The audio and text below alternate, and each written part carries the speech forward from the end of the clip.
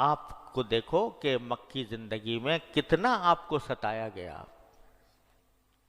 کتنی آپ کو تکلیفیں پہنچائی گئیں، آپ کے سر کی قیمت 100 اونٹ مقرر کر دی گئی، اور آپ کے صحابہ کرام پر کتنے ظلم اور ستم توڑے گئے.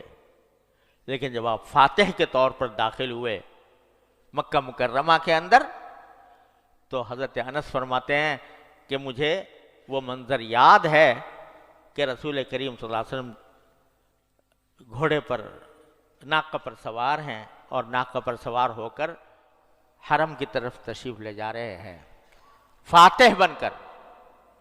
کوئی اور ہوتا تو سینہ تنا ہوا ہوتا، گردن اکڑی ہوئی ہوتی، لیکن سرکار دو عالم صلی اللہ علیہ وسلم نے اپنا سر مبارک جھکایا ہوا ہے، اور یہاں تک کہ سینہ مبارک کے ساتھ تھوڑی لگ رہی ہے، اور آپ کے آنکھ میں آنسو ہیں، اور زبان مبارک پر یہ آیات ہے کہ انا فتحنا لک فتحا مبینا.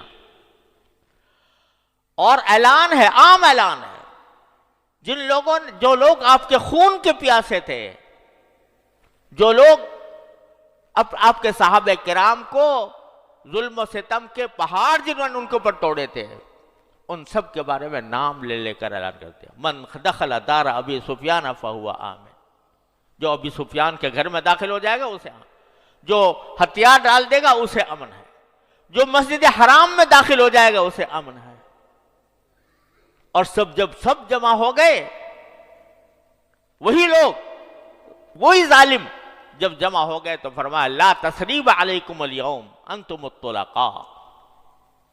آج میں تم پر کوئی ملامت نہیں کروں گا، اور تم سب آزاد ہو. سب کو آزادی کا پروانہ عطا فرمایا.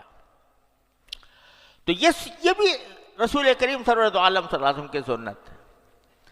تو میرے بھائیوں اور بہنوں،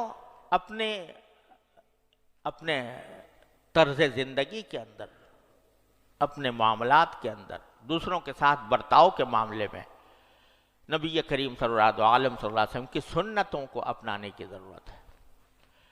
نرمی ہو، حلم ہو، بردباری ہو، تکبر نہ ہو، تواضع ہو،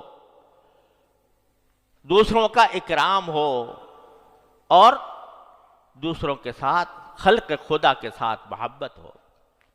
سب سے پہلی حدیث جو محدثین پڑھاتے تھے وہ یہ حدیث تھی کہ الراحمون یرحمہم الرحمن تبارک و تعالی.